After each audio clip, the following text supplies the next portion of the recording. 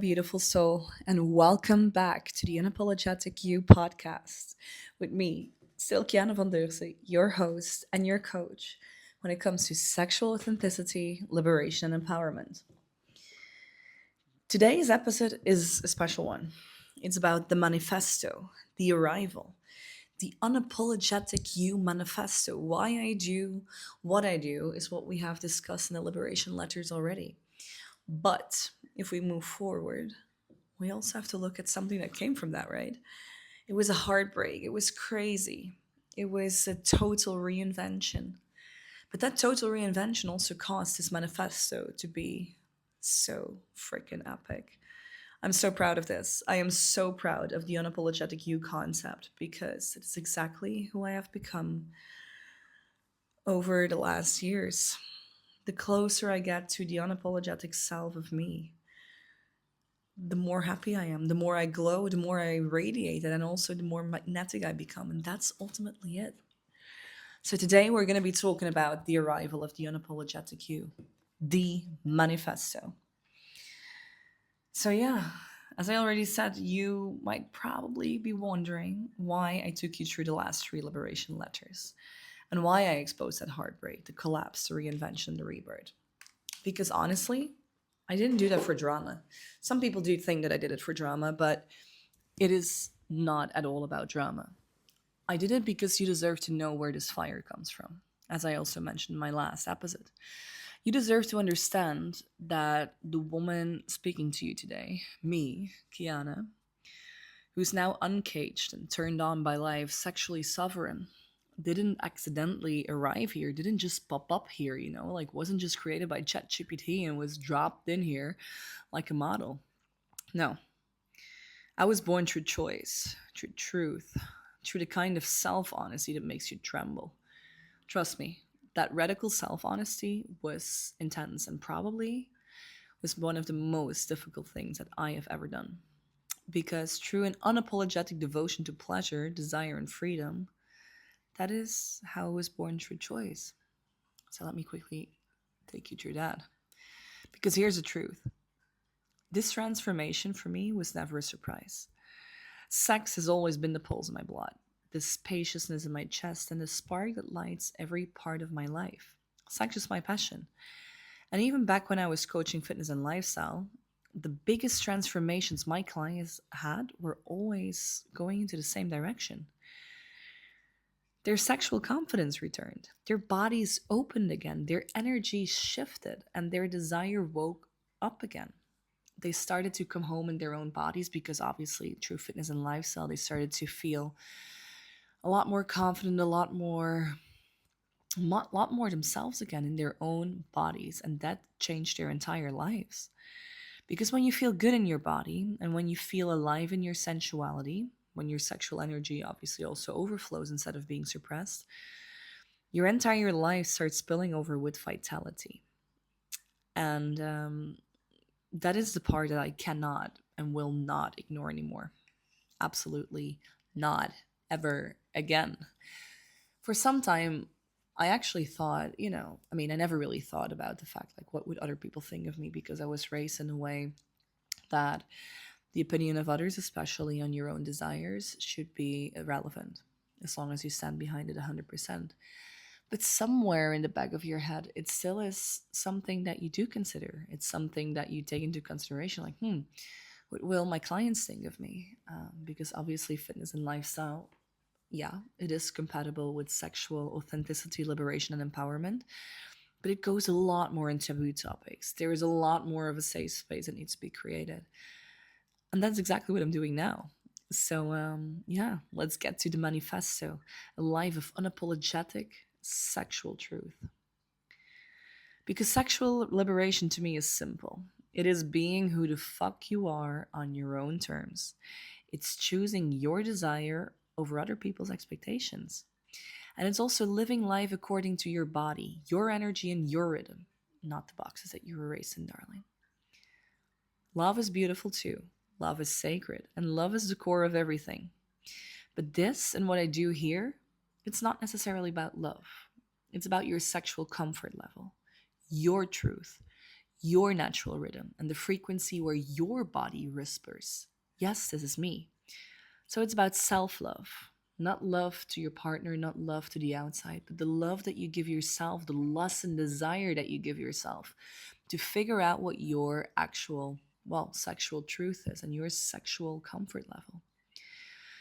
Because when you start living at the sexual comfort level that is authentic to you, not too small, not diluted, not polite, your sexual energy becomes your life force. And then at some point, it just spills over. It fuels your confidence, it fuels your creativity, your decisions, your joy. And it also becomes the last drop in the bucket that makes everything overflow. And when it overflows, it touches everything you do: your work, your relationships, your health, your voice, your purpose, the way you glow, the way you become more magnetic. And that's exactly what I want to do. I want to bring that fire out in people again, that actual fire coming from self love. Some people ask me, Kiana, why now? Why are you going through this transitioning from fitness and lifestyle coach to sexual liberation coach now? Well, my answer always is that I did not step into sexual empowerment coaching last year because I was not done liberating myself. And to be fair, that liberation is probably never going to stop. Like, not ever. It's like this self development thing, self growth. It's never going to stop. But last year I wasn't in the right headspace yet. Now I am full of it. I needed more life at the time. I needed more chaos, more desire, and more fire.